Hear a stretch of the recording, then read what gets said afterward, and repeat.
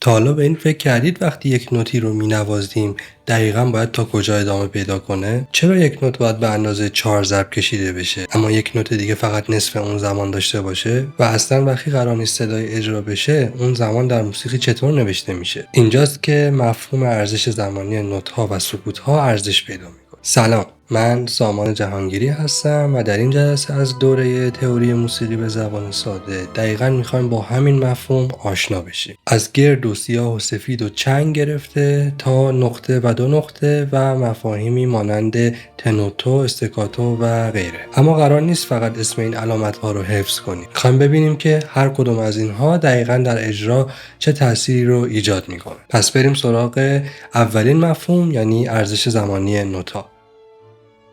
در این جلسه میخوایم وارد یکی از مباحث پایه‌ای اما بسیار مهم در نوت‌خوانی بشیم، یعنی ارزش زمانی نوت‌ها و سکوت‌ها و علائم اجرایی. تا اینجا میدونیم که نوت فقط یک صدای مشخص نیست. هر نوت علاوه بر ارتفاع صوتی یک مدت زمان مشخص برای اجرا هم داره. یعنی وقتی یک نوت رو روی کاغذ میبینیم شکل اون به ما میگه این صدا باید چه مقدار ادامه پیدا کنه. در کنار نوت‌ها، سکوت‌ها هم همین نقش زمانی رو دارن و بعد از اون با علامت‌های روبرو میشیم که نحوه اجرای نوت رو تغییر میدن. مثلا میگن نوت کامل اجرا بشه، کوتاه اجرا بشه یا مقطع اجرا بشه. پس در این جلسه اول نسبت ارزش زمانی نوت‌ها رو بررسی میکنیم، بعد اجزای ظاهری نوت و سکوت‌ها رو میبینیم و در نهایت به علائم اجرایی مثل تنوتو و استکاتو میرسیم.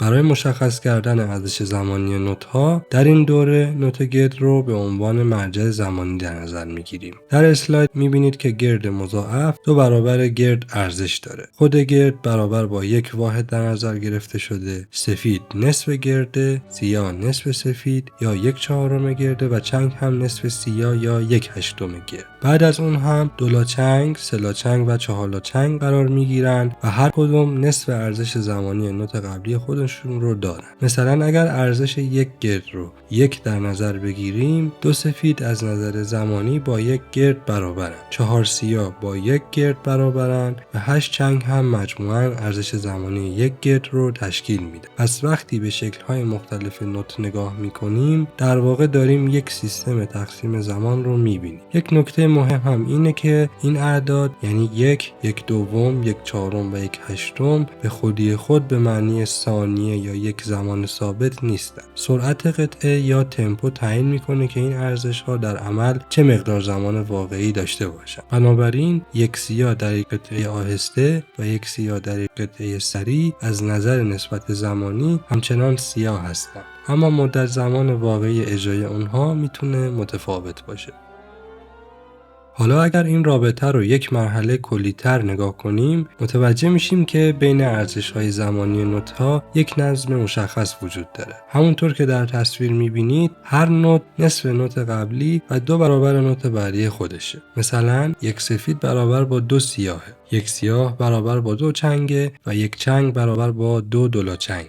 اگر از سمت گرد حرکت کنیم هر مرحله زمان به 2 قسمت تقسیم میشه. 1 گرد، 2 سفید، 2 سفید، 4 سیاه، 4 سیاه، 8 چنگ و همین تقسیم بندی تا نوت‌های ریش‌تر ادامه پیدا میکنه. این نمودار در واقع به ما کمک میکنه منطق پشت شکل نوت‌ها رو بفهمیم، نه اینکه فقط اسم هر نوت رو جداگانه حفظ کنیم. مثلا اگر در یک قطعه با ترکیبی از سیاه، چنگ و دولاچنگ روبرو بشیم باید بتونیم ارزش اونها رو نسبت به هم تشخیص بدیم. این مهارت بعداً در ریتم خوانی، جمع کردن ارزش نوت‌ها در یک میزان و تشخیص الگوهای ریتمیک خیلی مهم میشه. حالا از ارزش زمانی خود نوت‌ها کمی فاصله بگیریم و به شکل ظاهری اونها نگاه کنیم. در نوت نویسی چند بخش مختلف داریم که شناختن اونها ضروریه. اول دسته یا استم، همون خط قائمیه که به سر نوت‌هایی مثل سفید، سیاه و چنگ متصل میشه. دوم پرچم یا فلک که در نوت‌های پرچمدار مثل چنگ، دولاچنگ و سه‌لاچنگ دیده میشه. و سوم شاهین یا بیم که وقتی چند نوت پرچمدار در کنار هم قرار میگیرن میتونه اونها رو به صورت گروهی به هم متصل کنه. مثلا اگر چند چنگ پشت سر هم داشته باشیم به جای اینکه هر چنگ رو با یک پرچم جداگانه بنویسیم میتونیم اونها رو با یک شاهین به هم وصل کنیم. این موضوع فقط مربوط به ظاهر نوت نیست. نحوه گروه‌بندی نوت‌ها میتونه به نوازنده کمک کنه ساختار ریتم و تقسیمات زمانی رو سریعتر بخونه. پس وقتی یک نوت موسیقی رو میبینید فقط به سر نوت نگاه نکنید. دسته، پرچم و شاهین هم بخشی از زبان نوشتاری موسیقی هستند. یکی دیگه از نکاتی که در نوت نویسی باید بشناسیم جهت قرار گرفتن این دسته نوت هاست. وقتی روی حامل فقط یک ملودی داریم، یک قاعده کلی برای جهت دسته ها وجود داره. اگر سر نوت بالای خط سوم حامل قرار گرفته باشه، دسته معمولا به سمت پایین نوشته میشه. اگر نوت پایین‌تر از خط سوم باشه، دسته معمولا به سمت بالا قرار میگیره. روی خط سوم هم معمولا دسته رو به پایین قرار میگیره، مگر اینکه شرایط نوت‌های اطراف باعث بشه برای خوانایی بهتر جهت دسته تغییر کنه. در تصویر اسلاید میتونیم این موضوع رو خیلی واضح ببینیم. نوت‌هایی که در بخش پایین حامل قرار دارن دستشون به سمت بالا رفته و وقتی نوت‌ها بالاتر از خط سوم قرار گرفتن دسته‌ها به سمت پایین برگشتن. اما یک نکته مهم، جهت دسته هیچ تأثیری روی ارزش زمانی نوت نداره. یعنی اگر یک سیاه دستش رو به بالا باشه یا رو به پایین، در هر دو حالت دقیقاً همان ارزش زمانی یک سیاه رو داره. این تغییر فقط مربوط به استاندارد و خوانایی نوت نویسیه. تا اینجا درباره زمانی صحبت کردیم که یک نوت باید اجرا بشه، اما موسیقی فقط از صدا تشکیل نشده. بخش مهمی از موسیقی هم زمانهایی هست که نباید صدای اجرا بشه. برای مشخص کردن این زمانها از علائم سکوت استفاده میکنیم. همونطور که در اسلاید میبینید برای هر نوت یک سکوت معادل وجود داره، یعنی سکوت گرد، سفید، سیاه، چنگ و همینطور سکوت‌های ریزتر. مثلا اگر در یک میزان سکوت سیاه داشته باشیم، نوازنده باید به اندازه ارزش زمانی یک سیاه صدا تولید نکنه و بعد وارد نوت بعدی بشه. بنابراین اگر یک سکوت رو حذف کنیم یا مدت اون رو درست رعایت نکنیم، در واقع زمانبندی ملودی یا ریتم تغییر میکنه. در مورد جایگاه هم یک تفاوت وجود داره. محل قرار گرفتن سکوت‌های سیاه، چنگ، دولاچنگ و مانند اونها اهمیت تعیین کننده‌ای نداره، اما سکوت گرد و سفید جایگاه مشخصی روی حامل دارن و باید مطابق قاعده نوشته بشن.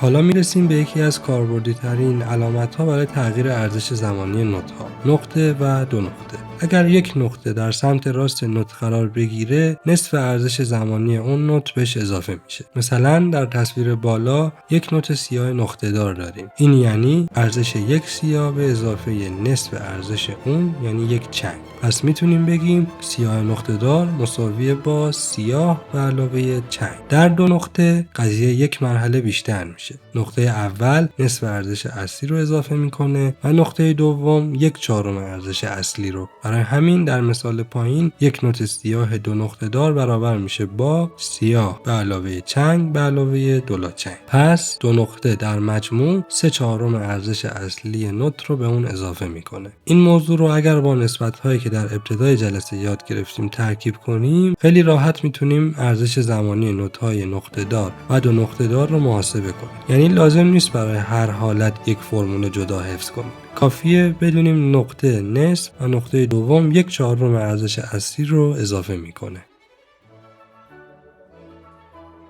تا اینجا بیشتر درباره مدت زمان نوت صحبت کردیم، اما یک سوال دیگه وجود داره. اگر بخوایم یک نوت با تمام ارزش زمانی خودش اجرا بشه یا برعکس کوتاه و مقطع اجرا بشه، این موضوع رو چطور در نوت نویسی مشخص کنیم؟ اینجاست که به علائم اجرایی میرسیم. اول تنوتو رو داریم که در اینجا با اجرای کامل و تاکید روی تمام ارزش زمانی نوت معرفی شده.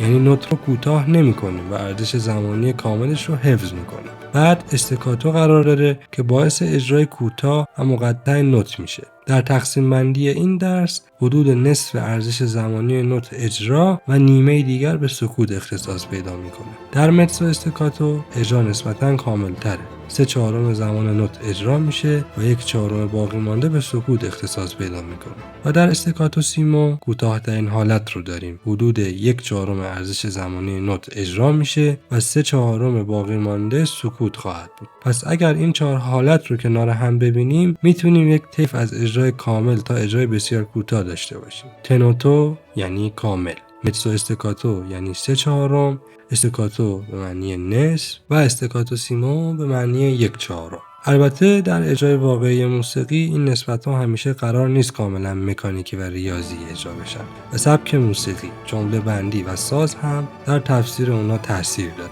اما برای یادگیری مفهوم و خواندن نوت این تقسیم بندی بسیار کاربردیه و نکته مهم اینه که این علائم در اصل ما میگن نوت چگونه اجرا بشه، در حالی که شکل خود نوت ارزش زمانی پایه اون رو مشخص میکنه. خب در پایان این جلسه بیایید که یک بار تمام مطالبی رو که یاد گرفتیم رو کنار هم قرار بدیم. اول با ارزش زمانی نوت‌ها آشنا شدیم و دیدیم که نوت‌ها از نظر زمان با هم نسبت دارن. از گرد که واحد اصلی ما بود تا نوت‌های سیاه، سفید، چنگ و نوت‌های ریزتر. یعنی با کوچکتر شدن ارزش زمانی هر نوت نصف نوت قبلی میشه و این نسبت به شکل منظم ادامه پیدا میکنه. بعد دیدیم که فقط صدا نیست که باید برای اون زمان مشخص کنیم. سکوت هم بخشی از موسیقیه و هر سکوت هم مثل نوت ارزش زمانی مشخصی داره. با این تفاوت که در طول اون هیچ صدایی اجرا نمیشه. بعد به نقطه و دو نقطه رسیدیم و دیدیم که نقطه نصف ارزش زمانی نوت یا سکوت رو به اون اضافه میکنه و دو نقطه نصف به علاوه 1/4 نوت رو به اون اضافه میکنه. در ادامه با شکل ظاهری نوت‌ها آشنا شدیم، مثل دسته، پرچم و شاهین و دیدیم که نوت‌های دارای پرچم رو برای خانه‌های بیشتر صورت گروهی به هم متصل کرد. و در بخش آخر هم با چند نشانه اجرایی مهم آشنا شدیم، مثل تنوتو، استکاتو، استکاتوسیمو و متسو استکاتو. نشانه هایی که نشون میدن که یک نوت رو با چه کیفیت و چه مقدار از ارزش زمانی خودش اجرا کنه. پس چیزی که امروز یاد گرفتیم فقط شناخت چند علامت و شکل نبود. در واقع داریم یکی از پایه‌های درک زمان در موسیقی و خواندن و اجرای درست نوت‌ها رو یاد میگیریم.